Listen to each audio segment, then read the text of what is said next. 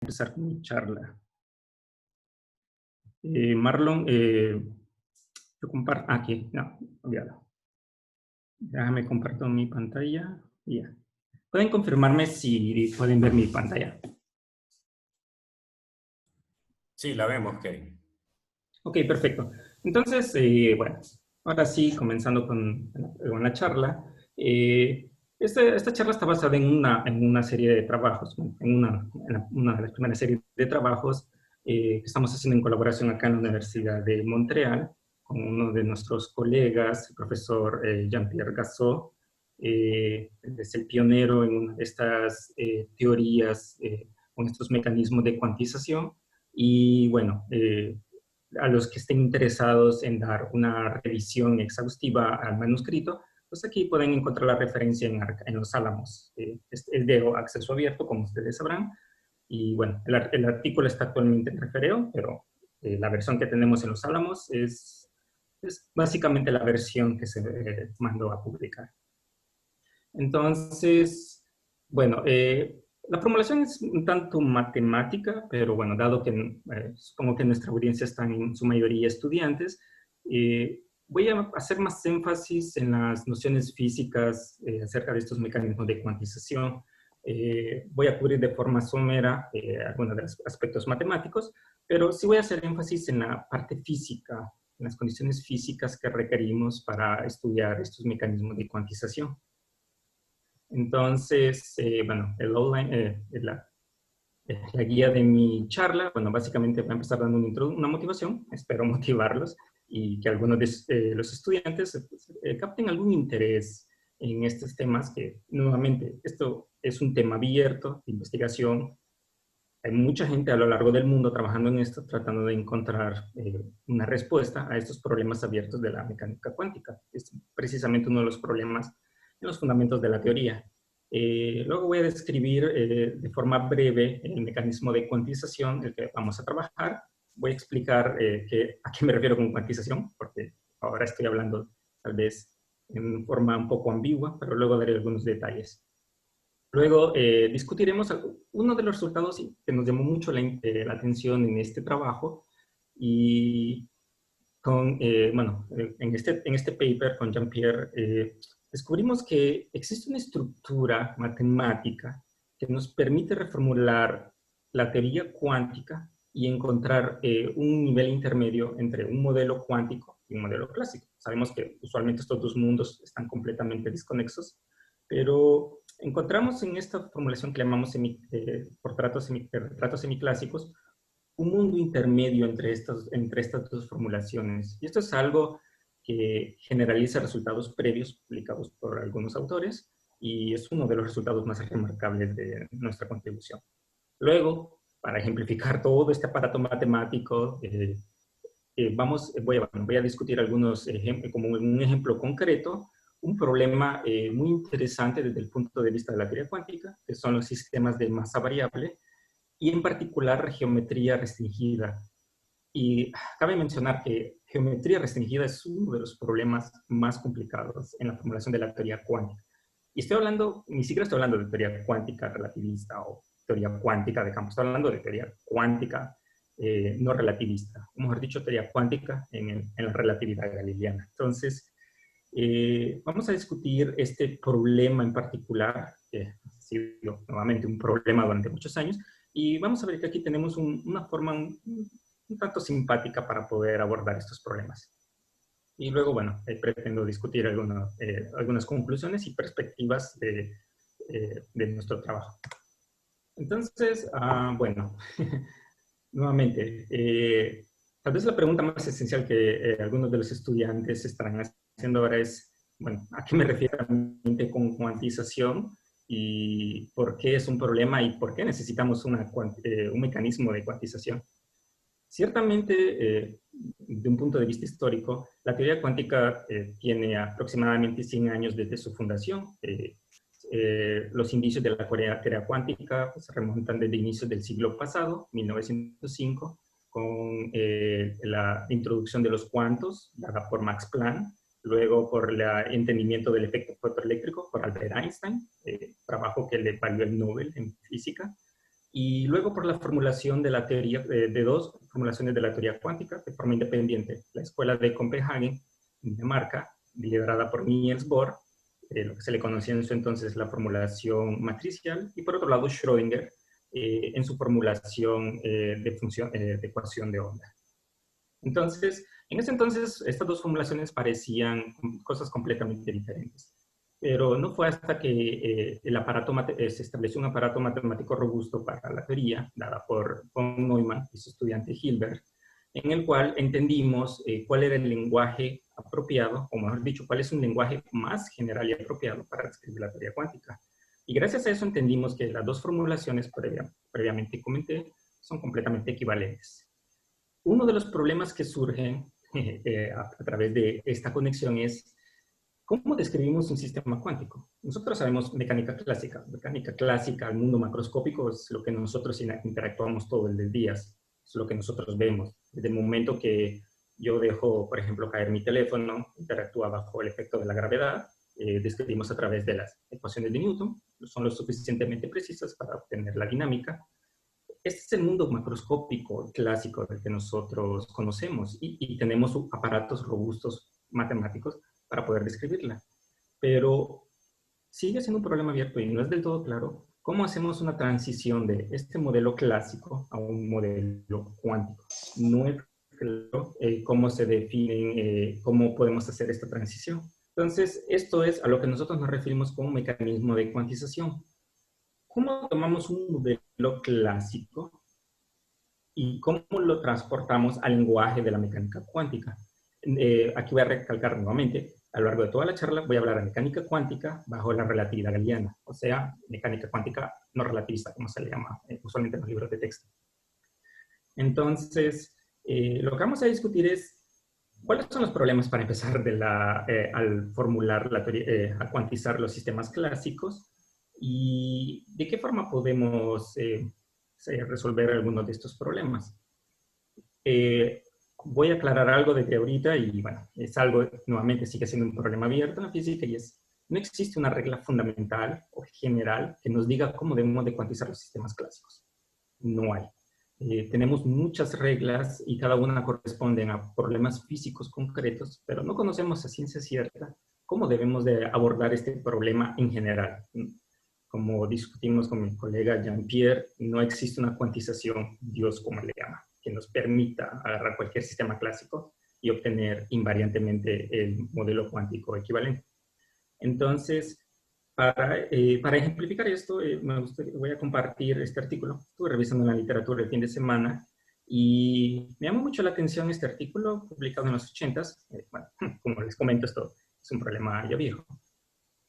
Y por ejemplo, pensemos en mecánica clásica. Tenemos la variable Q y la variable P. Q, a los que hayan tomado curso de mecánica clásica, entre nuestros estudiantes, Q corresponde a la posición canónica y P al momento canónico. Y como ustedes sabrán, los paréntesis de Poisson entre Q y P igualan a 1. Eso significa que son variables canónicas conjugadas en el sentido de mecánica clásica. Entonces, desde los inicios de la formulación de la teoría cuántica, uno de los problemas más grandes era entender cuál es la forma correcta de cuantizar esta variable clásica. Esto en el mundo clásico no hay problema alguno. Esto es Q a la M, P a la N. M y N son dos enteros. Pero la pregunta es, ¿cuál es el modelo cuántico correspondiente?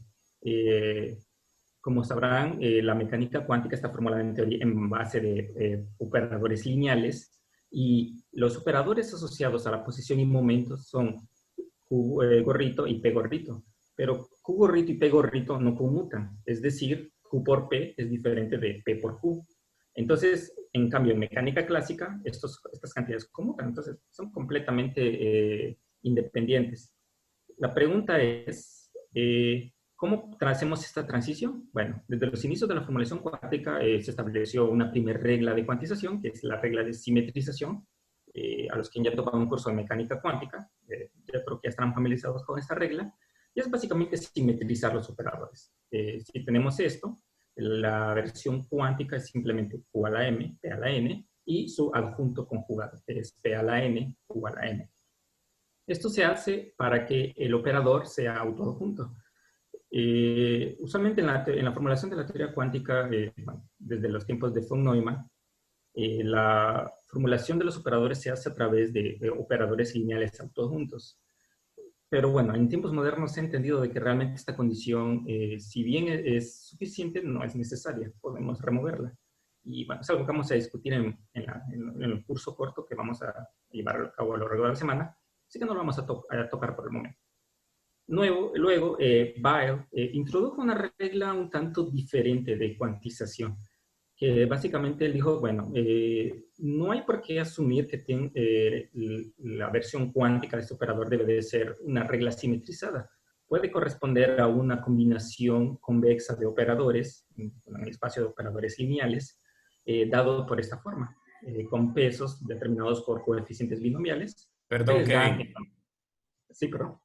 Sí, me están diciendo en el chat que parece que tenés congelada la pantalla. No sé si solo estás hablando o estás pasando la presentación, porque en la Eh, pantalla se ve la diapositiva número 3 todavía. ya, permíteme. Oh, perdón, sí. You sure? Creo que solo estás compartiendo la Sí, aplicación, no el modo completo de la pantalla. sí, bueno, qué bueno que me avisaste porque yo iba hablando. Pero bueno, no se han perdido de mucho, solo es una ecuación en la que he estado compartiendo. Déjenme. Ahora sí ven el PDF. Ahora sí, ahora sí. Ok, bueno, me confirman, por favor, sí, una disculpa. Bueno, entonces este es el operador que les estaba hablando. Entonces, este es el operador, esta es la observable clásica y esta es la versión cuántica bajo la regla de simetrización. No como acabo de comentar, Weil introdujo una regla un tanto más general para describir el modelo cuántico asociado con esta variable, está dado de esta forma. Y de forma independiente, Bohr y Jordan determinaron una regla de cuantización diferente dado por esta. La única diferencia son los pesos que tienen los coeficientes en las combinaciones convexas de operadores. Entonces, si se fijan, cada uno de estos mecanismos da como resultado un modelo cuántico diferente. Y la pregunta es entonces, ¿cómo tratamos estos problemas? Entonces, como ya había comentado, no hay regla general. Bueno, hasta el momento no conocemos una regla general para poder cuantizar estos modelos. Y lo que vamos a discutir ahorita es un mecanismo de cuantización que nos va a permitir obtener de forma inmediata el modelo cuántico, toda vez que proveamos de un modelo, una función de regularización apropiada. Entonces, ahora sí, empecemos con la charla. Solo, eh, permítame, sure. No, screen, ok. ¿Me pueden confirmar si ven las diapositivas? Sí, sí lo vemos. Ok, perfecto, gracias. Entonces, bueno, esto simplemente fue un preámbulo para, bueno, tratar de motivarlos y darles una idea a los estudiantes de cuáles son los problemas fundamentales que abordamos hoy en día en el entendimiento de la teoría cuántica. Entonces, vamos a discutir un poco acerca de lo que se conoce como la cuantización integral de Heisenberg-Bayer. Entonces, en resumen, tal cual fue, bueno, estudiado por Jean-Pierre Gassot en este artículo, un artículo relativamente nuevo. Básicamente, lo que nos preguntamos es, ¿cómo vamos a definir un mecanismo de cuantización? ¿Qué es lo que vamos a hacer? Para empezar, vamos a partir de un modelo clásico, y de este modelo clásico vamos a obtener un modelo cuántico. Esta es una diferencia con respecto a otros mecanismos de cuantización, en los cuales usualmente se parte de un modelo cuántico y se aplica un límite para llegar a la mecánica clásica. En este caso nosotros vamos a ir del otro lado, es en un sentido inverso. Para ello vamos a definir una función f que depende de q y p. En el lenguaje de la mecánica hamiltoniana clásica, esto corresponde a una función en el espacio-fase. Y lo que vamos a hacer es, vamos a tratar de entender cómo esta función f se traslada a un operador al cual le vamos a llamar AF. Ciertamente este operador va a heredar la naturaleza no conmutativa de la cuantización del operador q y p.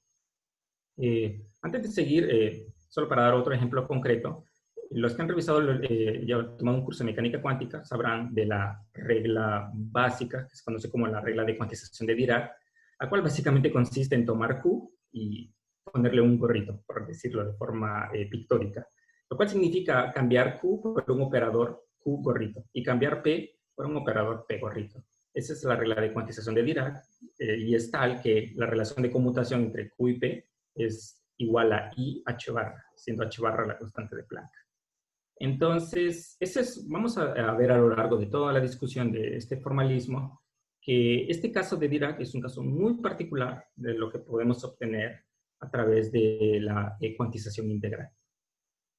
Ok, entonces, una de las reglas fundamentales para, que vamos a imponer a este mecanismo de cuantización va a ser la resolución a la identidad. Es decir, si en el espacio fase clásico f es igual a 1, o sea, tenemos la identidad en mecánica clásica, el invariante de cual sea la forma en la cual cuanticemos, siempre vamos a tener que obtener como resultado de la cuantización el operador identidad en el espacio de Hilbert asociado. Entonces, esto es invariante. Esta es una de las condiciones que vamos a imponer y que siempre se va a cumplir.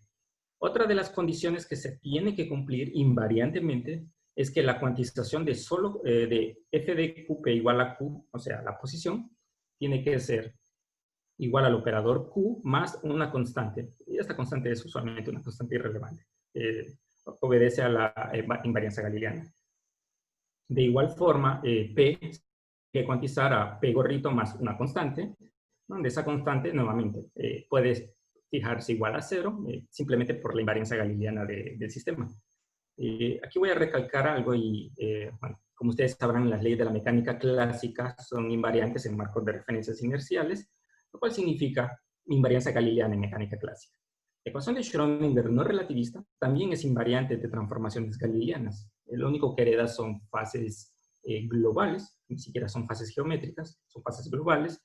Y entonces la descripción de un sistema cuántico en dos marcos de referencia inerciales es equivalente. No así la formulación de marcos de referencia inerciales. Es una historia completamente diferente y es otro de los problemas abiertos. Bueno, entonces el mecanismo por el cual vamos a cuantizar va a ser, vamos a tomar la variable clásica f, la vamos a mandar a un operador lineal que actúa sobre un espacio vectorial, un espacio de Hilbert, y esta regla va a estar asociada a través de la variable clásica, integrada en todo el espacio fase clásico, y pesada por un operador, esto que está aquí es un operador que está definido en términos de Q y de P. Si se fijan, esto no es más que, si recuerdan, mecánica estadística. Básicamente lo que estoy haciendo es tomando la función f y la estoy pesando con una función d. Pero, ojo, la función d es un operador. Entonces, esto es lo que hace la diferencia más importante. Y dado que esto es un operador, el resultado de esta integral va a ser un operador lineal. Y es así como tenemos la cuantización del modelo clásico f. Ahora, ¿qué condiciones se deben de imponer a este operador D? Este D es un operador que tiene cierta arbitrariedad. Nosotros tenemos la libertad de fijarlo siempre y cuando satisfaga alguna de las propiedades. Una de ellas es la siguiente. Como les comenté antes, si esto es igual a 1, la cuantización del número 1 debe de ser la identidad del espacio vectorial. Entonces, si ponemos f igual a 1, obtenemos esto. Y esto lo que nos dice, entonces, es una primera condición que debe de cumplir D. La integral de D en todo el espacio fase debe de ser el operador identidad. Ok.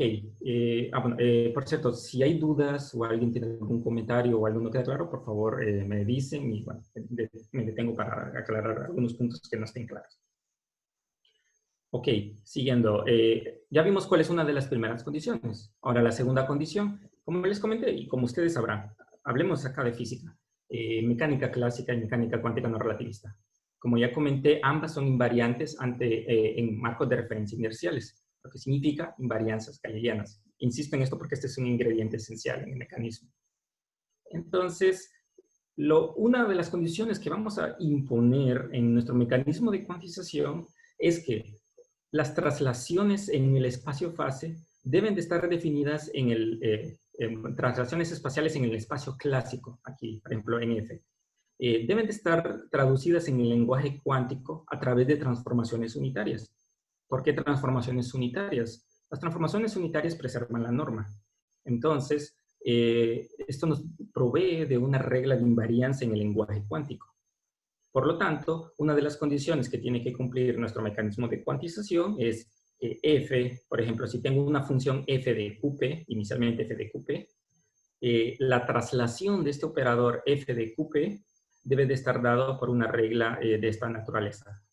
Este es el operador de traslación clásico y me dice cómo trasladar en el espacio fase clásico las coordenadas. Y en el espacio cuántico esto se debe ver reflejado a través de transformaciones unitarias. Entonces, esta es una segunda propiedad que vamos a imponer a nuestro mecanismo de cuantización integral. Hasta este punto solo estamos hablando de cuantización integral. Todavía no decimos nada acerca de la simetría de Heisenberg. Ok, lo que dije antes acerca de las transformaciones unitarias, existen una familia infinita de transformaciones unitarias que hacen este trabajo ciertamente. Y de todas esas familias infinitas de transformaciones unitarias, nos vamos a fijar en una en particular. Y es aquella dada a través del operador U, U es unitario nuevamente, esta transformación unitaria, tal que esta transformación me devuelve el operador de cuantización de Cooper, ¿no? Q caligráfico, y lo desplaza en el espacio de parámetros a Q más Q0 y P más P0. Esto simplemente nos dice traslaciones en el operador cuántico. Un caso particular claramente es si Q y Q0 y P son igual a 0. En este caso tenemos otro operador que está dado por simplemente D0. De esta forma, es más sencillo si nosotros definimos un operador Q0, este que está dado acá, y definimos un operador Q más general a través de esta transformación unitaria, que es esta de acá arriba. O sea, simplemente estoy moviendo el origen del sistema coordenado. Nuevamente, la invariancia galileana me permite fijar el origen del sistema coordenado a donde a mí me convenga más. Entonces, de ahora en adelante nos vamos a fijar en el operador Q0 y Q es simplemente una transformación unitaria de Q0. Así de sencillo. Ahora, la pregunta es, ok, hasta ahora todo suena muy ambiguo, muy abstracto, no hemos dicho mucho acerca de estos operadores. La pregunta es cómo obtenemos estas traslaciones. ¿Cómo hacemos para que un operador promueva estas traslaciones en el espacio-fase? Una forma sencilla está dada a través de la representación irreducible del álgebra de Heisenberg. Resulta ser que si nosotros tenemos, bueno, no voy a tratar de entrar mucho tecnicismo acerca de las álgebras y el grupo de Heisenberg, pero básicamente si tenemos operadores de posición Q y P, se sabe de la teoría de álgebra de Heisenberg que si estos dos operadores existen junto con la identidad, ojo, porque es grupo, debe de incluir la identidad. Entonces existe una representación irreducible dada por esta U, tal que la transformación unitaria de este U actuando sobre Q o P me devuelve Q desplazado y P desplazado. Es decir, obtengo exactamente esto que ocupo acá arriba. Entonces, de ahora en adelante, la transformación unitaria de la cual vamos a trabajar y vamos a discutir es simplemente este operador U que está dado acá. Este operador U es muy importante y el álgebra de Heisenberg es sumamente relevante porque este aparece en el estudio de los campos electromagnéticos cuantizados, óptica cuántica, por ejemplo. Y este operador que está acá nos define un operador de desplazamiento en el espacio de fotones, el cual nos permite construir lo que se conoce en la literatura como estados coherentes. Los estados coherentes en óptica cuántica son el estado cuántico más clásico que se pueda construir. ¿A qué me refiero con esto? Es un estado cuántico que vive en el intermedio entre los dos regímenes, cuántico y clásico. Cuando hablamos de luz, la luz cuántica está descrita por la mecánica cuántica, a través de la óptica cuántica, y la mecánica clásica está descrita por las ecuaciones de Maxwell. Lo que nos define a los estados coherentes es un punto intermedio en el cual este estado de la luz es tanto cuántico como clásico. Y a eso es lo que le llamamos el estado cuántico más clásico. Sé que suena un poco rimbombante, pero es el jargón técnico que se utiliza usualmente y es sumamente importante. Entonces, nuevamente, este operador que surge en el ámbito de óptica cuántica resulta ser relevante también en la construcción de estos mecanismos de cuantización. Y nuevamente está la relación de cuantización entre Q y P. Está dado a través de esta relación de conmutación, de la regla de Dirac, como se le conoce. Ok, entonces, bueno, ya tenemos algunos ingredientes. Ya tenemos el operador de desplazamiento, que es la transformación unitaria. Tenemos un operador de partida, Q0, y la transformación integral, lo cual lo reduzco, bueno, lo resumo acá. Es más conveniente, porque a este punto tenemos que decir quién es Q0, y Q0 es libre es libre para ser escogido por nosotros. Nosotros podemos escoger Q0 como mejor nos parezca, siempre y cuando satisfaga todas estas propiedades. Ahora, es más fácil si en vez de definir Q0, que es un operador lineal, si definimos de forma equivalente una función que vive en el espacio fase clásico, porque es más fácil dar una interpretación física a eso que tal vez a un operador Q0. Nuevamente, depende del caso que se esté manejando, pero en este en particular vamos a considerar lo siguiente. Primero, Q0 debe de ser de traza 1, es decir, debe de ser una solución física del sistema. Puede ser un estado puro o puede ser un estado mezcla. Esta es la condición más general que tenemos para Q0. Y dos, vamos a introducir una función pi, y esta función pi va a ser el caballito de guerra a lo largo de toda la formulación. Y de ahora en adelante vamos a centrarnos en esta función pi. Pi vive en el espacio fase clásico y está relacionada con Q0 a través de esta transformación, a través de esta regla. Es básicamente la traza de Q0 multiplicado por el operador de desplazamiento. Y bueno, al aplicar esta traza obtenemos esta función Q, y esta función Q es la que vamos a estudiar de ahora en adelante. Ahora, la pregunta es, ¿cómo reescribimos toda nuestra formulación en términos de pi y no de Q0? Porque, como se fijarán acá, todo está en términos de Q. Q es la transformación unitaria de Q0, así que tenemos que ver una forma de escribir todo en términos de pi. Ok, interesantemente, bueno, nuevamente el álgebra de Heisenberg-Weil ha sido bastante estudiada y tenemos muchísimas propiedades que podemos explotar. Por eso es que es tan relevante. Así que una de las propiedades es, por ejemplo, la representación exponencial o el operador U integrado sobre todo el espacio fase es 2p. Aquí p es el operador de paridad.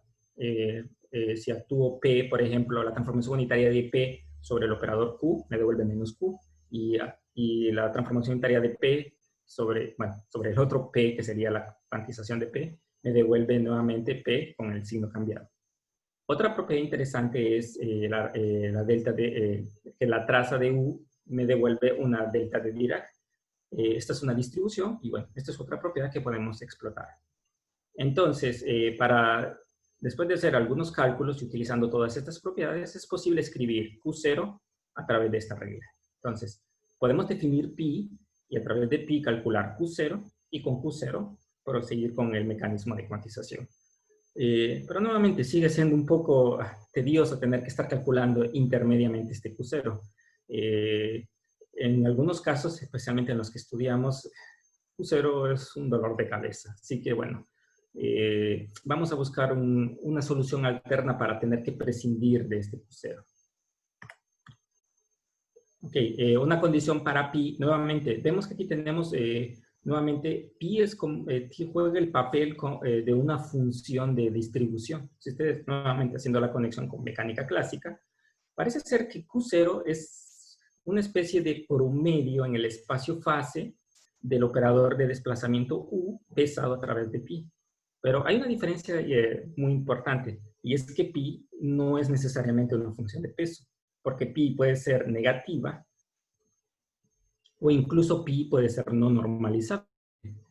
Yo sé que en mecánica clásica eso es completamente absurdo. Si hablamos de mecánica estadística clásica, las funciones de peso en la teoría de probabilidad y en la teoría de la medida son funciones positivo definidas. Pero resulta ser que mecánica cuántica, en particular en óptica cuántica, es posible que las funciones de peso sean negativas. No voy a entrar a abordar en detalle, pero en el ámbito de óptica cuántica, cuando una función de peso es negativa, lo que revela es la naturaleza cuántica del estado de la luz. Lo que nos dice que ese estado de la luz, modelado a través de estas funciones de peso negativas, es un estado de la luz que no puede ser descrito por Maxwell. No hay forma. Y es un estado de luz meramente cuántico. Entonces, menciono esto, no voy a abordar en óptica cuántica, pero lo menciono para que no se extrañen si algún día leen algo acerca de probabilidades negativas, porque en mecánica cuántica, en óptica cuántica en particular, no es del todo extraño. Y no es un artificio matemático, es algo que en el laboratorio se ha medido y, por ejemplo, los estados comprimidos de luz son el ejemplo más inmediato de esto. Y son uno de los aparatos físicos más relevantes de, básicamente, las últimas 2 décadas, los estados comprimidos de la luz. Y es un estado que es modelado a través de esto. Así que, bueno, no voy a abordar más en óptica cuántica, pero sí quiero dejarles la idea de que es un todo y estas cosas que clásicamente son absurdas, en mecánica cuántica resulta ser que tienen más interés.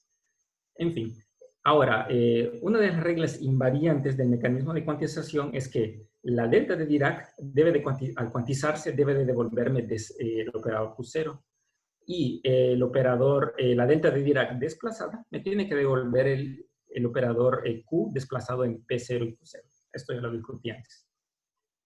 Ahora, no voy a abordar más en la matemática. Utilizando la definición de la transformada simplética de Fourier, la transformada simplética de Fourier no es más que una transformada de Fourier bidimensional definida en el espacio-fase de la mecánica clásica. Pero en este caso, el kernel de Fourier lo pensamos por H barra. Este H barra corresponde básicamente a la relación de conmutación entre Q y P. Este H barra emerge y en la definición de la transformada simplética de Fourier, H barra tiene que aparecer de forma natural. Así que no es introducida de forma artificial en el kernel de Fourier. Entonces, utilizando esta definición de transformada simplética de Fourier, obtenemos al final del día nuestra regla de cuantización. Y esta sí es muchísimo más, bueno, sé que se ve un poco más fea, pero realmente es mucho más amena para trabajar. Básicamente, si tenemos la función f, nuevamente definida en el espacio fase QP, en el espacio fase clásico, el correspondiente operador cuántico va a estar dado a través de esta transformación integral. Tenemos el operador de desplazamiento, les recuerdo, es este operador que está acá.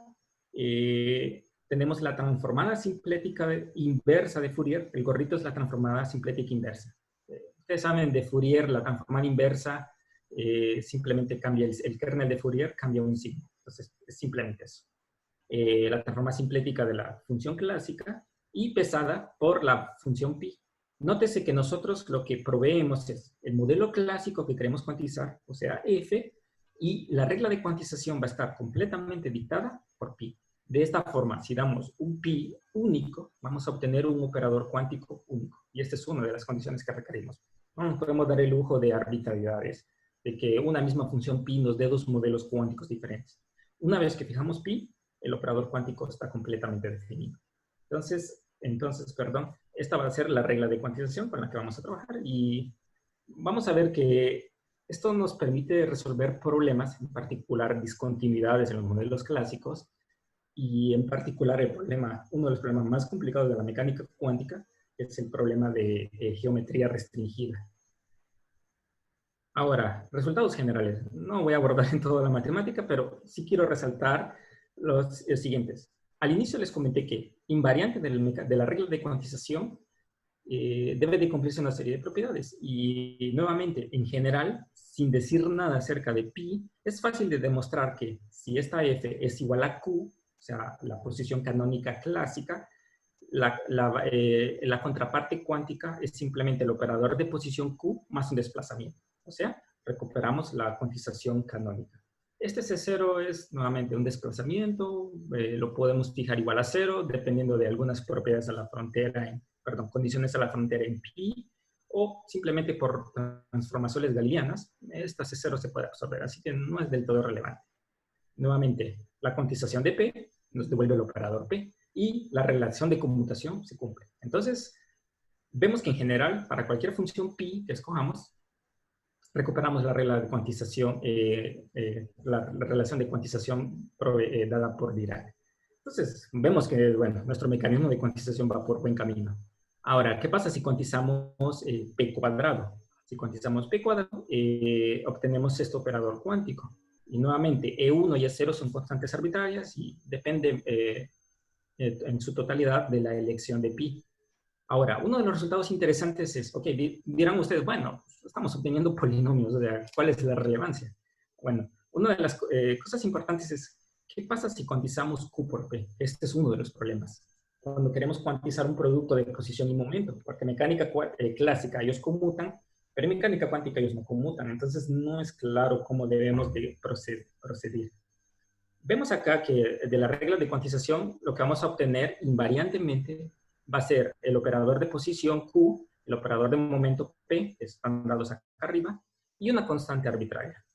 Con condiciones a la frontera en pi, esto que está acá arriba se puede escribir en particular como la simetrización de los operadores. Entonces, hasta ahora, recuperamos todas y cada una de las propiedades que deben de cumplir los mecanismos de cuantización. Estas son las reglas que es una receta. Son los resultados que se deben de cumplir en todo mecanismo de cuantización.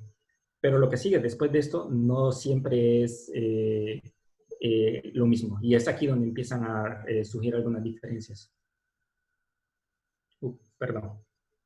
Nuevamente, ¿qué pasa si cuantizamos una función que depende explícitamente de la posición B de Q? Bueno, si cuantizamos vamos a obtener este operador B caligráfico, y B caligráfico está dado a través de la convolución del potencial clásico B de Q, convolucionado con la función pi en la variable Q, perdón, en la variable P. Entonces, esta convolución nos va a dar el nuevo operador cuántico potencial. Nótese que aquí es donde difiere de la cuantización canónica.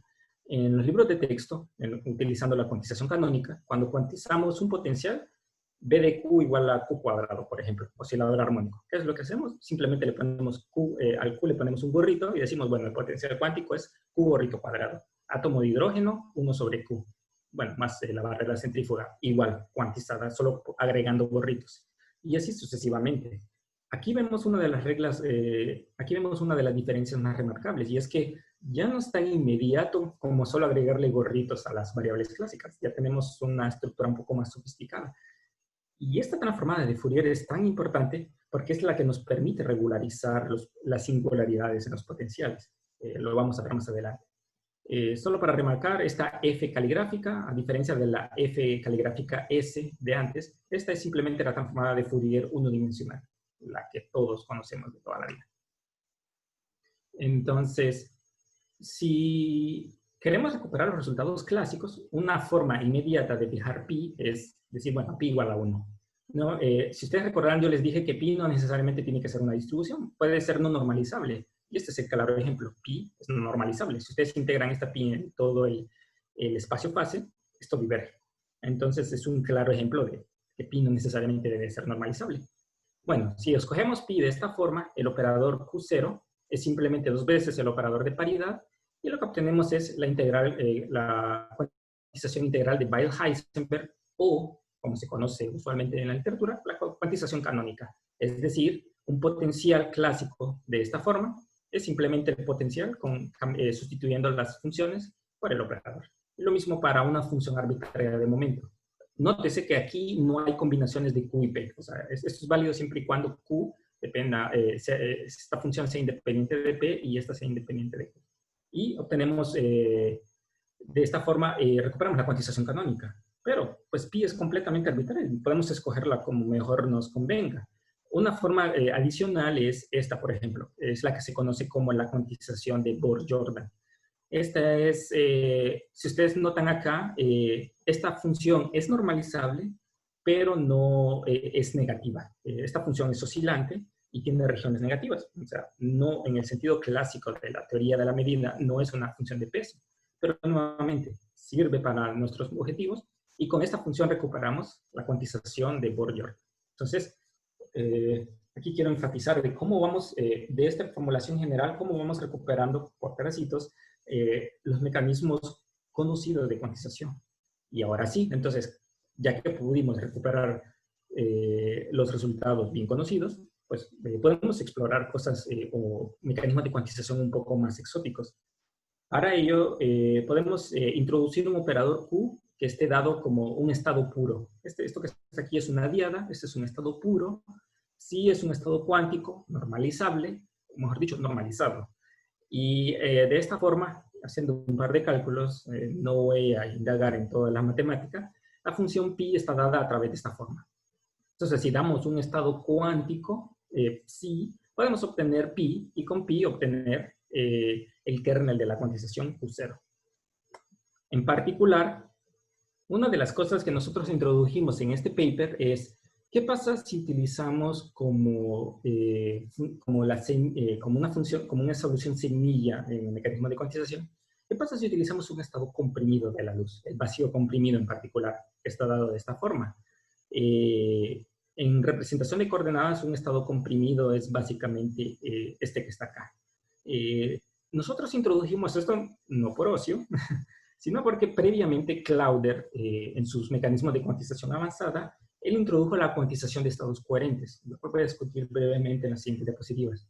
Y al utilizar la cuantización de estados coherentes, en nuestra formulación es equivalente a utilizar el vacío electromagnético, o sea, el estado base del oscilador armónico, que es una gaussiana sin este factor de compresión.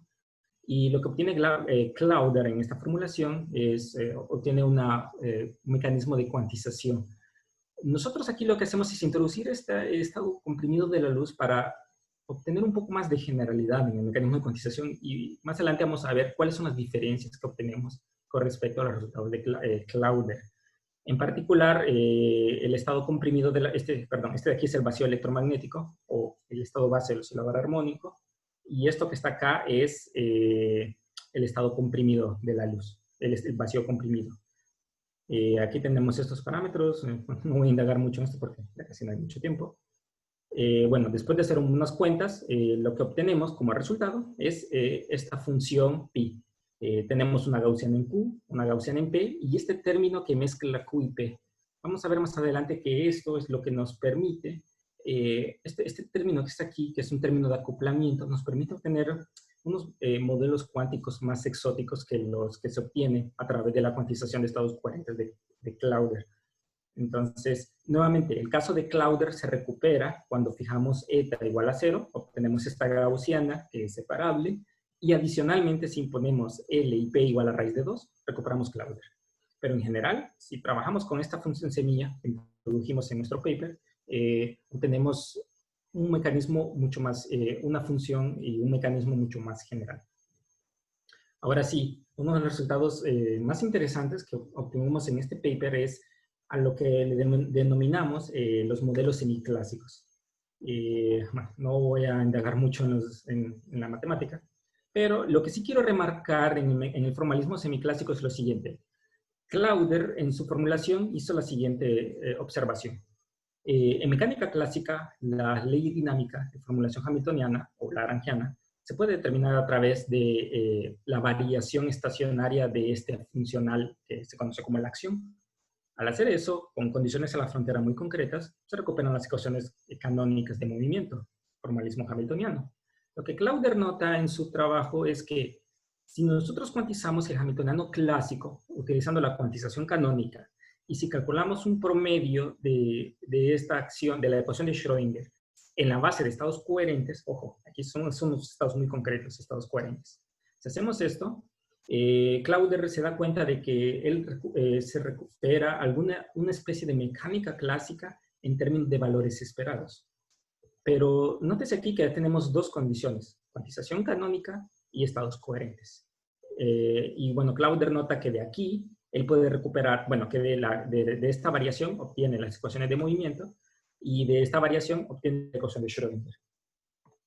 Algo que nosotros notamos en nuestro paper es que existe una acción reducida, lo que llamamos reacción reducida, y lo que hacemos es básicamente generalizar la noción de Clauder. Clauder aquí utiliza estados puros para empezar. Nosotros notamos que podemos utilizar estados mezclas a través del operador D, y el valor esperado lo sustituimos a través de la traza. Entonces, si nosotros definimos este valor esperado de forma general, obtenemos esta acción. Y de esta acción obtenemos estas ecuaciones de movimiento. Y aquí es donde notes lo importante. Uno, tenemos completa arbitrariedad en el operador Q, o sea, tenemos una cuantización que va más allá de la cuantización canónica. Y dos, el promedio no se hace sobre estados coherentes, se hace sobre alguna base de estados normalizables. Entonces, esta es una de las relevancias importantes. Y lo más remarcable de este resultado es que, invariantemente de cualquiera que sean las condiciones que impongamos, siempre recuperamos estas ecuaciones de esta acción. Este operador que está aquí es lo que nosotros le llamamos la contraparte semiclásica del hamiltoniano. Voy a ir un par de diapositivas atrás. Las cuantidades semiclásicas simplemente son las trazas de los operadores pesadas por el operador Q. Entonces, ya obtuvimos esto de la cuantización. Si calculamos esta traza, obtenemos todos los modelos semiclásicos. Pero estos modelos semiclásicos no son del todo arbitrarios. Resulta ser que satisfacen esta acción, y como satisfacen esta acción, las ecuaciones de movimiento son estas. Y aquí esto es una de las cosas más interesantes de nuestro trabajo.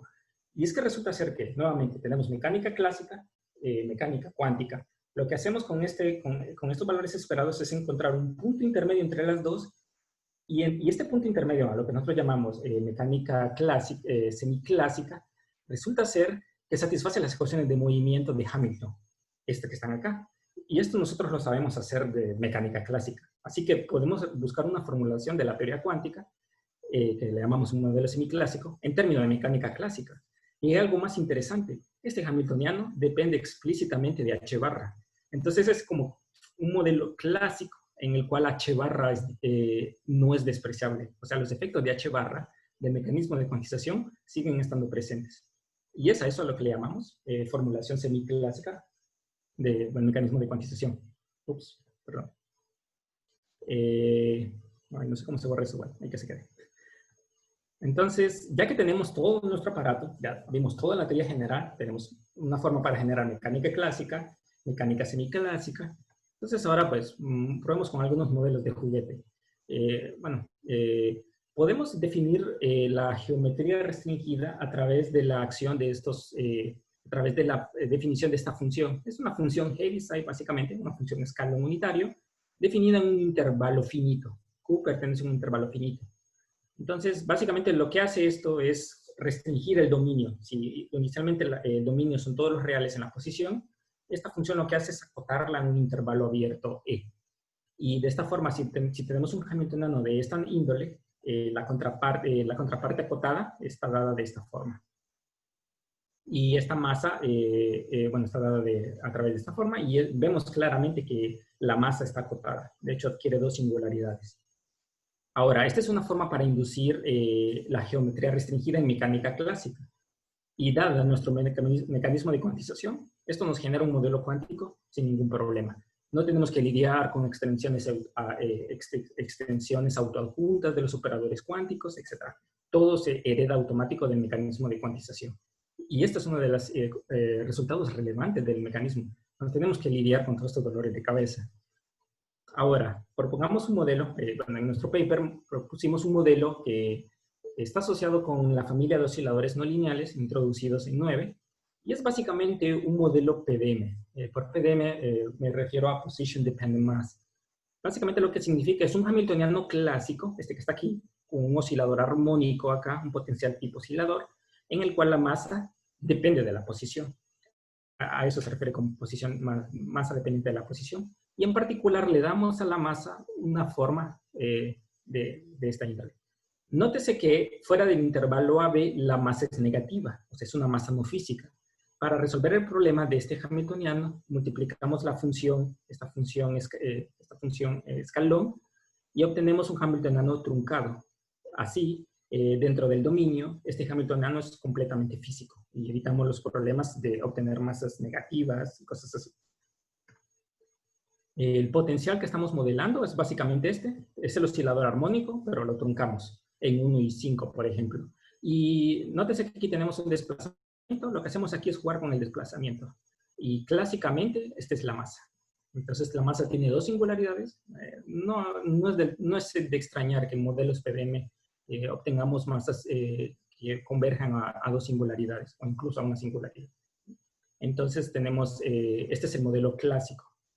Ahora, nótese que de mecánica clásica, si algo sabemos y una de las relevancias de la formulación hamiltoniana, es que podemos determinar la dinámica sin necesidad de resolver las ecuaciones de movimiento. Por ejemplo, si este es el potencial y yo fijo una energía igual a 4 con una condición inicial entre 1 y 5, sabemos que la partícula, que está modelada por este hamiltoniano, va a oscilar dentro de estos dos puntos de retorno clásicos. Nuevamente, si utilizamos la curva azul para esa misma energía de 4, vemos que la energía rebasa los puntos de retorno clásico, así que vamos a obtener movimiento no restringido. Y así. Entonces, por eso introdujimos el parámetro Q0, para jugar con el atrapamiento de partículas. Pero esto es en mecánica clásica. ¿Qué pasa en el retrato semiclásico? No voy a indagar aquí en las expresiones porque ya no me va a quedar tiempo. Estas son las ecuaciones, estos son los resultados. Es un resultado de integración, no hay mucho que discutir ahí. Lo relevante de que obtenemos con nuestro mecanismo de cuantización es que el modelo semiclásico está descrito de esta forma. Nótese este término adicional que no está originalmente en el sistema clásico de partida. Nótese que del mecanismo de cuantización obtenemos un término de acoplamiento mínimo que depende de gamma. Gamma en nuestro modelo está determinado por este factor de acoplamiento. Si gamma es igual a 0, obtenemos funciones separables. Si gamma es diferente de 0, es no separable. Dicho esto, para gamma igual a 0 removemos el acoplamiento mínimo. Entonces, esto es uno de los resultados que no se habían notado antes, y es que utilizando este tipo de funciones podemos obtener de forma efectiva acoplamiento mínimo en sistemas cuya masa depende de la posición. Y eso es algo que no se había notado previamente en la literatura. Y este es uno de los resultados más interesantes. Más importante, revisando las expresiones, es que este término es meramente cuántico. Si nosotros vamos al límite clásico, este término de acoplamiento mínimo se muere. Entonces, el término de acoplamiento mínimo es un efecto puramente que se hereda a través del mecanismo de cuantización. Y esta es una de las cosas que nos llamó mucho la atención acerca de estas funciones pi que introdujimos en nuestro paper. Nuevamente, bueno, ya no voy a discutir más en las matemáticas, y esto es lo que obtenemos. Por ejemplo, ¿cómo se ve la función ventana o la función escalón? Este es el operador cuántico, bueno, la representación en coordenadas del operador cuántico asociado a la función escalón. En nuestra definición de la función pi tenemos algunos parámetros que llamamos parámetros de regularización, y variando estos parámetros pues podemos regularizar a nuestro antojo la función ventana.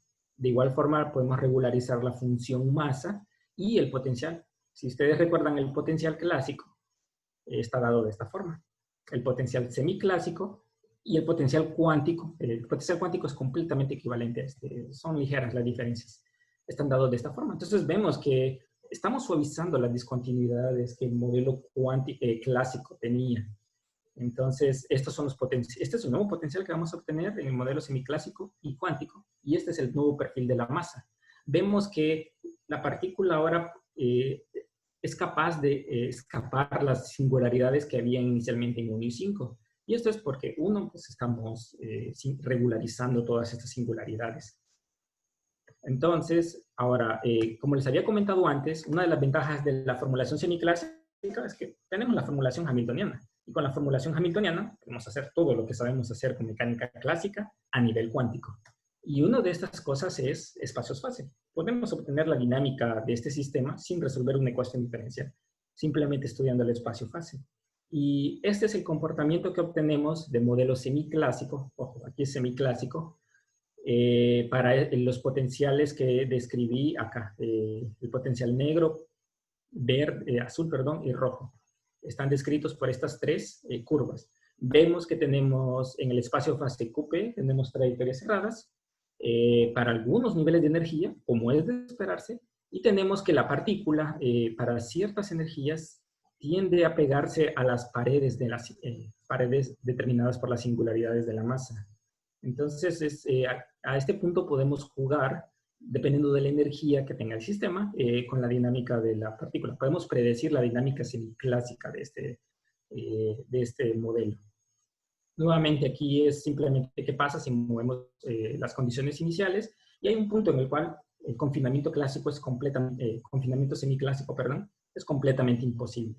Y es de esperar, porque este potencial que tenemos acá, el rojo, no tiene confinamiento clásico. Nuevamente, estamos hablando semiclásicamente, pero dada la estructura hamiltoniana, todo lo de mecánica clásica se traslada acá. Entonces, este es un caso. Y si activamos el acoplamiento mínimo, entonces obtenemos una dinámica un tanto más rica. Básicamente lo que estamos haciendo es introduciendo de forma efectiva en el sistema un potencial vectorial de fondo. Eso es lo que hace el mecanismo de cuantización. Y eso es lo que lo hace tan interesante en este caso. Entonces, bueno, ya estoy casi fuera de tiempo. Marlon, me decís cuánto tiempo me falta, pero bueno, ya básicamente estoy terminado. Entonces, ya para terminar de discutir, podemos describir la dinámica, el espacio-fase, en términos de la posición y la velocidad, Q punto. En dicho caso, tenemos, este es el espacio-fase asociado. Es el mismo, es el equivalente a este. Aquí está descrito en términos de Q y P, canónicas conjugadas. Aquí está descrito en términos de posición y velocidad. Es simplemente una descripción pictórica. Y lo que vemos es que, por ejemplo, acá vemos que la partícula tiende a pegarse a la pared, pero no es del todo claro por qué está haciendo eso. Si hacemos esta otra descripción, lo que vemos es que la partícula, cuando atraviesa esta trayectoria, la velocidad Q punto se va a cero. Entonces, lo que pasa es que la partícula se va acercando a las singularidades y dado que va ganando infinita masa, la velocidad se decae abruptamente a cero. A pesar de que ahí la masa crece muy rápido, la velocidad decae de tal forma que el hamiltoniano o la energía semiclásica del sistema se conserva. Tenemos conservación de energía acá. Eso es mucho. No hay dependencia temporal. Entonces, eso es lo que nos revela este diagrama. Además, como tenemos la estructura hamiltoniana, pues si utilizamos estas condiciones iniciales, esto que tenemos acá, la curva en azul es la posición y la curva en rojo es la velocidad. Esta es la dinámica del sistema semiclásico. Si la condición inicial es A, o sea, tenemos confinamiento clásico, porque pues, la partícula tiene energía para poder mantenerse en esta trayectoria cerrada, o en B, tiene energía suficiente para escapar del confinamiento. Y lo que hace la partícula es básicamente irse a la pared que está, bueno, la pared está en 1, pero como está regularizada se desplaza a una unidad. Y la velocidad decae abruptamente a 0. Aquí estamos graficando en función del tiempo. Entonces, esto nos permite, bueno, después de toda esta formulación semiclásica, esto nos permite estudiar en este límite qué pasa con, cuál es la dinámica de estos sistemas en masa dependiente de la posición. Porque desde el punto de vista cuántico, a veces resulta ser un tanto difícil estudiar qué está pasando, cuáles son los efectos del término cuántico. Acá en una formulación semiclásica es un tanto más simple poder determinar toda esta información. No voy a indagar ya más en esto, tanto tiempo. Pero bueno, lo único que quiero remarcar es que el hamiltoniano cuántico, después de hacer la matemática necesaria, está dado de esta forma. Estos paréntesis son los paréntesis de anticonmutación. Bueno, debí de haber cambiado la notación. No son paréntesis de Poisson, perdón. Estos son paréntesis de anticonmutación. Están dados acá abajo. AB es igual a AB más BA. O sea, a diferencia de los anticonmutadores, perdón, de los conmutadores, estos tienen un signo más. Entonces, el modelo cuántico asociado a este sistema está determinado de este modo. Y nótese que nuevamente tenemos el acoplamiento mínimo. Además, este modelo es muy bien conocido en heteroestructuras. Las personas que trabajan en estado sólido conocen heteroestructuras cuyo modelo de forma activa se describe a través de masas que dependen de la posición, y hay una discusión muy interesante en este paper de Gora y Williams. Ellos fueron los pioneros en esta área, y ellos se dieron cuenta de que existe un ordenamiento en particular que describe estos sistemas. Nosotros lo que obtenemos a través de este mecanismo de cuantización es una generalización que, además de inducir este ordenamiento simétrico, adhiere un acoplamiento mínimo. Nuevamente, estamos describiendo los efectos de un potencial vector efectivo. Entonces, esta es otra de las relevancias, y es aquí donde me gusta enfatizar, de nuestro trabajo. Y esto nuevamente es un término meramente cuántico. Este término desaparece en el límite clásico. Entonces, bueno, creo que estoy justo a tiempo. Así que, bueno, para discutir las conclusiones, la función, en nuestro mecanismo de cuantización, redefinido en términos de la función pi, somos capaces de regularizar todas las discontinuidades y singularidades que inducen patologías en los modelos cuánticos a través de la cuantización canónica. Si tratamos de nosotros de cuantizar, utilizando la cuantización canónica, por ejemplo, si queremos cuantizar la función ventana o la función escalón unitario, no hay forma, no es inmediato. En cambio, a través de nuestro mecanismo de cuantización, somos capaces de recuperar un modelo cuántico de forma inmediata. Y simplemente lo que hace Pi es regularizar todas estas singularidades. Nuevamente tenemos parámetros de regularización y nosotros podemos hacer tan cercano a la discontinuidad como se nos antoje. Claro, nunca llegamos al límite de la discontinuidad, pero podemos regularizar las funciones con estos parámetros tanto como se nos antoje. Dos, y esta es una de las cosas que nuevamente quiero insistir, el modelo semiclásico, con esta cuantización nosotros obtenemos de forma inmediata un modelo semiclásico que se puede describir a través de la formulación hamiltoniana de la mecánica clásica. O sea, tenemos mecánica clásica con H barra. H barra, recuerden, es una constante que aparece en los cuánticos. Y dos, la no separabilidad de la función P induce en nuestros sistemas un término de acoplamiento mínimo. Entonces, en este modelo de cuantización, si de alguna forma queremos modelar una heteroestructura que se modela a través de un modelo PDM y a la vez le queremos inducir un campo magnético externo, pues nuestro modelo permite adherirle este campo magnético externo a través del potencial vector. Esa es una de las relevancias. Claro, está un poco restringido a la naturaleza de estos términos. No di la expresión explícita porque bueno, es un tanto larga, créanme, es una expresión bastante larga. Pero bueno, y algo que no di fue el operador cuántico Q. Hicimos un estudio de las propiedades ópticas en el formalismo de la óptica cuántica de ese operador Q, y este operador Q revela fuertemente propiedades no clásicas de la luz. Es por eso que no es de extrañar que obtengamos estos términos puramente cuánticos en el mecanismo de cuantización. Y bueno, eso no está reportado en este trabajo, pero estamos en planes de extenderlo a futuro proyecto, estudiar las propiedades ópticas de este modelo. Y bueno, para terminar, para los estudiantes, si alguien quiere darle una lectura, si quieren revisar nuestro paper, estoy haciendo un poco de publicidad a mi trabajo. El artículo está en los Álamos, aquí está la referencia, pueden ir libremente y leerlo. Y acá hay otras referencias adicionales que hemos utilizado a lo largo de todo este trabajo. Entonces, esto sería todo y bueno, estoy abierto a preguntas. Muchas gracias. Muchas gracias, Kevin. Excelente presentación. Bueno, ahora vamos a pasar a una sección de preguntas. Pueden tomar la palabra, levantar la mano o hacerla por el chat.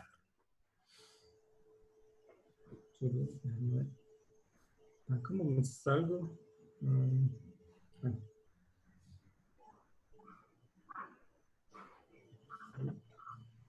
Ups, ahí está.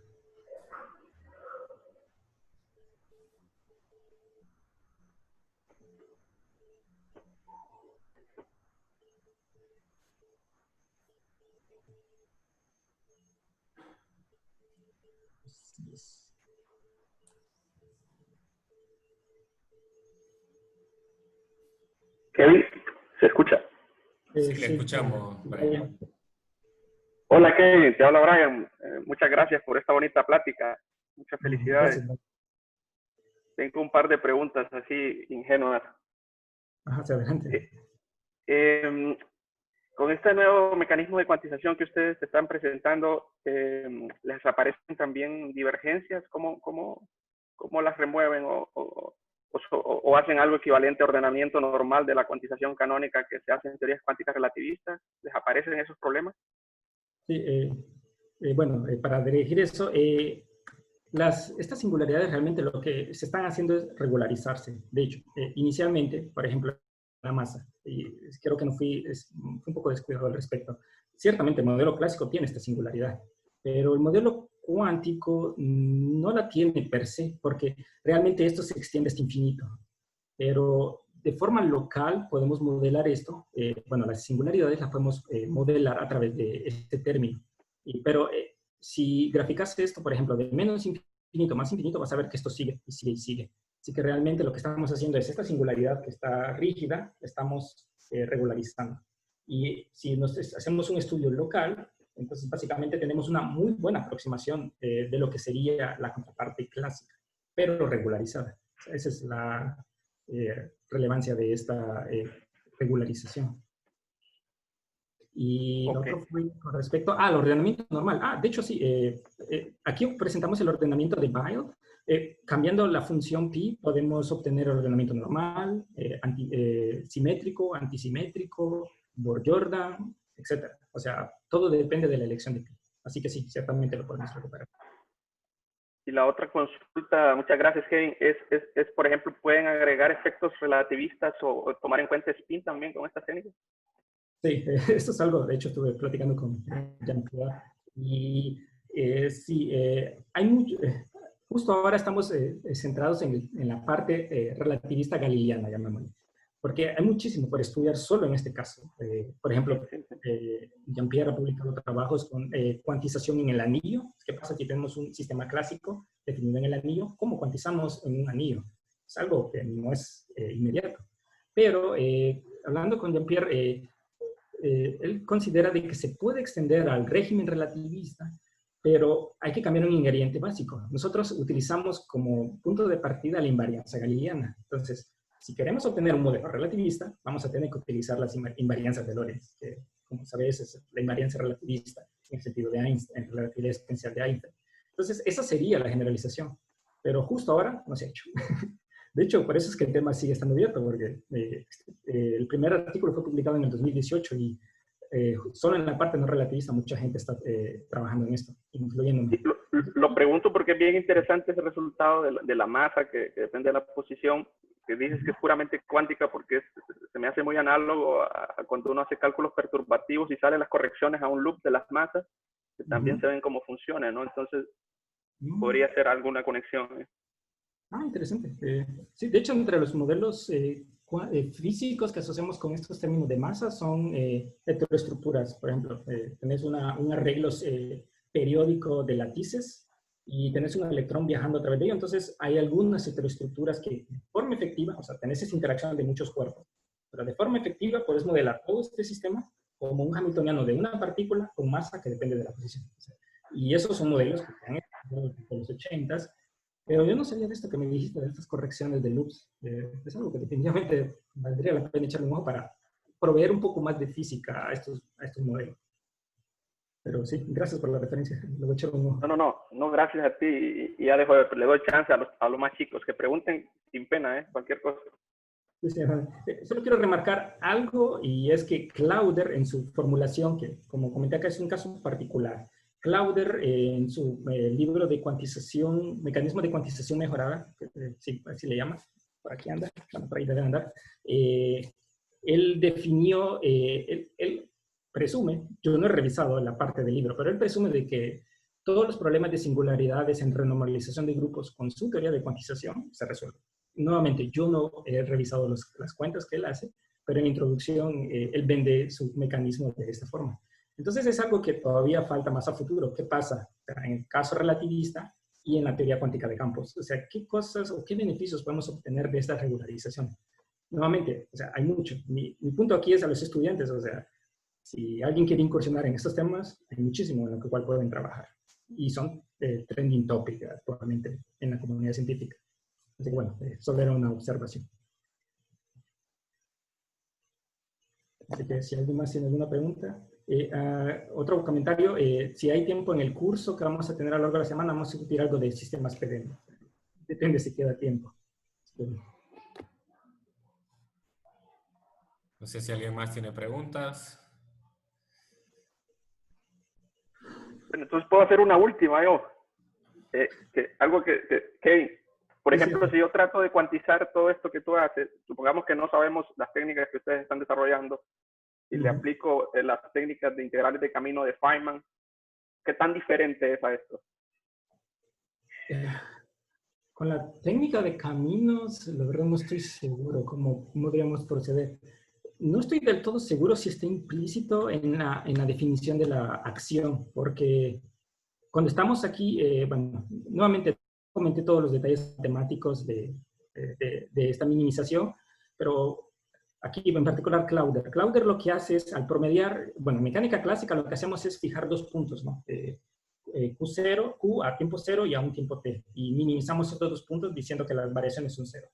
En mecánica cuántica lo que hace Clauder es promediar sobre todos y cada uno de los posibles estados intermedios entre dos kets, psi a un tiempo t0 y psi a un tiempo t. Entonces, no estoy del todo seguro, pero creo que está implícito en esta formulación. Estamos bromeando sobre todos los posibles caminos a través de una función de peso determinada por los estados coherentes. Es ahí donde está el punto. Entonces, creo que hasta cierto punto está implícito. Pero Clauser en su libro, además, él va un poco más allá y él extiende esto a la formulación de teoría de campos. Y aquí, en vez de introducir estos hamiltonianos, se introduce las densidades hamiltonianas y define estas funcionales en términos de campos clásicos y procede a la cuantización. Nuevamente, eso se me escapa porque no he revisado a fondo esos últimos trabajos, pero sé que está implícito. Así que no sé si eso responde. Muchas gracias. Sí, sí, perfecto, gracias. Creo que Roberto va a participar por ahí. Sí, muy buen día a todos. Gracias, Kevin, y felicidades porque tu trabajo ha sido muy, muy notable, ¿verdad? He escuchado muy buenos tuyos. Yo no conozco a fondo estos temas, sin embargo, he estudiado un poco el tema de átomos multielectrónicos. Me gustaría saber si hay estudios de estas teorías de cuantización aplicadas a átomos multielectrónicos para poder analizar su estructura, ¿verdad? Y me gustaría, no sé, escuchar a ver si hay alguna evidencia. Gracias. No, claro. Sí, de hecho, Jean-Pierre tiene un trabajo que está asociado con el átomo de hidrógeno. La cuantización, claramente el átomo de hidrógeno es unielectrónico, o sea, solo es uno. Pero sí hay ciertamente trabajos, no, lastimosamente no están en unas referencias, pero bueno, si buscas Jean-Pierre Gassot, tiene trabajos de cuantización de átomo de hidrógeno y cuáles son los efectos a través de estas regularizaciones. Pero desconozco si se han hecho intentos para sistemas multielectrónicos. Digo, de por sí en la cuantización canónica es un problema muy difícil.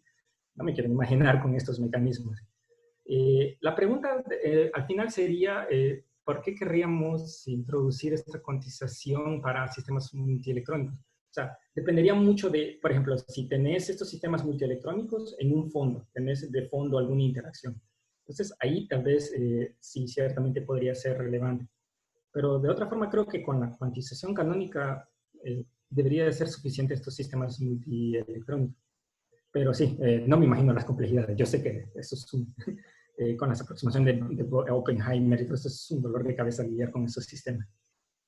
Pero si quieres indagar, sí tendrías que revisar en la literatura. Sé que él tiene el átomo de hidrógeno y tal vez eso te puede dar una idea un poco más clara de cómo abordar ese problema. Y era más que todo por el tema de las correcciones que se hacen al hamiltoniano y son unas cosas muy engorrosas esas que al final divergen mucho en resultados. Pero bueno, voy a revisar a ver qué encuentro por ahí. Muchas gracias, Kevin. Sí, no, de nada. Sí, valdría la pena echarle un ojo. De hecho, nuevamente, y no para motivar a los estudiantes presentes, o sea, hay muchísimo para hacer, solo nuevamente en el régimen no relativista. Entonces, es para motivarlos de que hay trabajo. Si vienen a esta área, sí, van a tener trabajo hasta de sobra. Kevin, quizás puedas poner tu correo electrónico por si algún estudiante pues quiere contactarte, tal vez no. Ok, claro. ¿Se los mando por el chat o...? Sí, no sé, o no sé si lo tenés en la presentación o en el chat, está bien, sí. Es que no lo puse en la presentación, sabía que lo había olvidado. Permíteme, es que soy medio nuevo con esto de... chat, aquí está, con esto de Zoom. Sí, bueno, si alguien quiere, bueno, si alguien necesita las referencias, se las puedo pasar. Entonces me pueden contactar. Aquí les dejo uno de mis dos correos. Todavía tengo perdón. Ok. Para todos, bueno, aquí va uno. El otro es...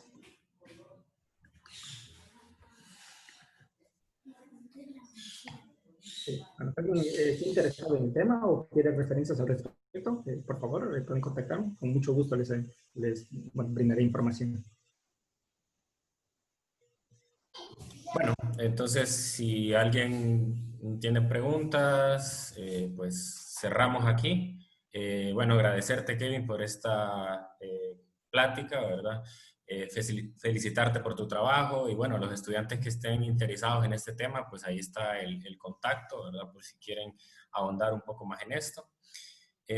Bueno, invitarlos a las siguientes actividades. Kevin está impartiendo un curso a las 2 de la tarde, hora de Honduras.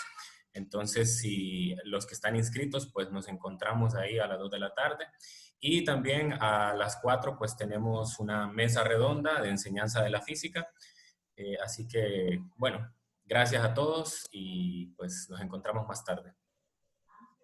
Adiós, gracias.